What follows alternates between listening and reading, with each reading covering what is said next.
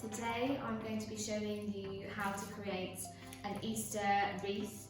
I have got a limited number of boxes with all the materials that you'll need to do this at home. So the idea is, if you watch this video, you can do it along with me.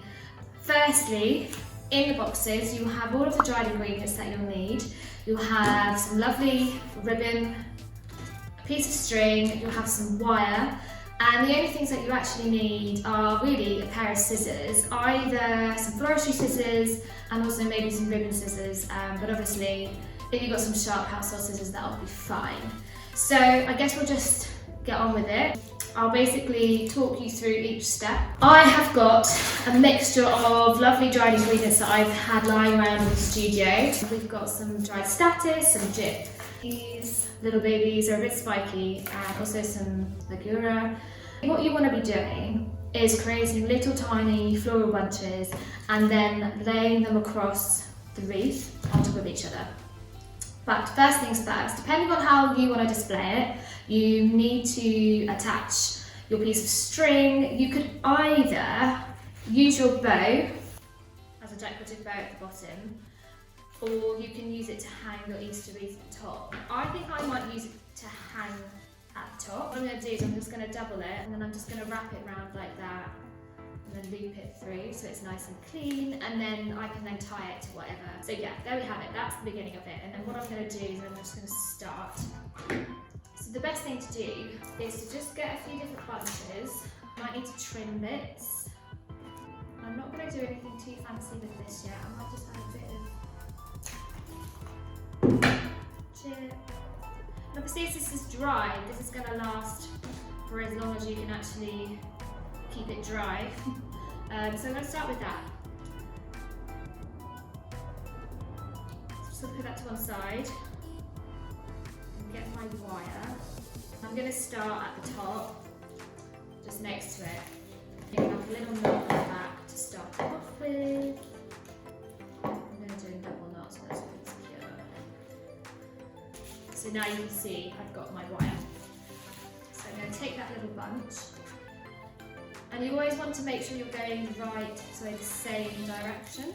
What I'm doing, I'm just sort of laying it on top, as you can see there, and I'm just going to wire around the ends. And sometimes you might be able to sort of weave in between some of the stems, and just make sure that's nice and tight. Just maybe 2 or 3 times. How it starts. And it's quite nice to sort of mix it up. You'll actually be surprised how little you need. So what I might have in this time, some of these little thistle. And just look at how the shape is created. And then obviously these little bits that hang off you can trim at the end if they don't look quite right. So you just keep the wire really taut, but be careful not to snap anything. That's going to look so nice. And I'm just laying on top there, you can see. So you've got the little edges poking out. You can easily then lay it in a slightly different direction to cover it. I appreciate that these videos aren't the slickest.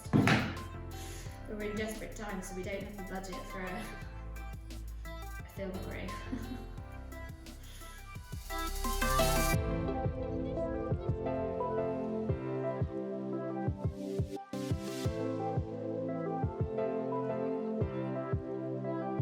See here what I've done. I'm going to start to lay on that.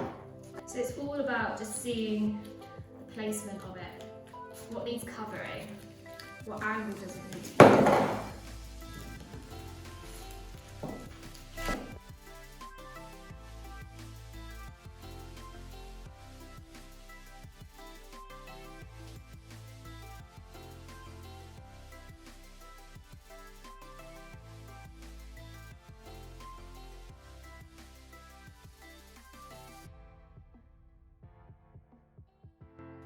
So I've just finished my wreath.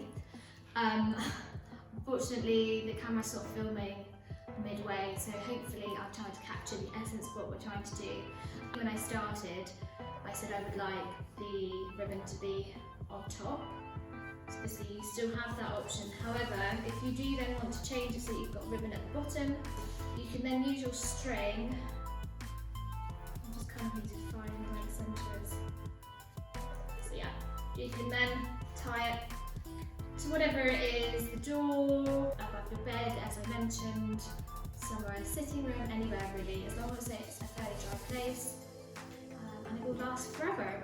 It's yeah, I hope you're enjoying making it. All you need is a pair of scissors and everything else will be there. Thank you for watching. I hope it was interesting and I hope it has inspired you to get creative whilst we muddle our way through this really weird time.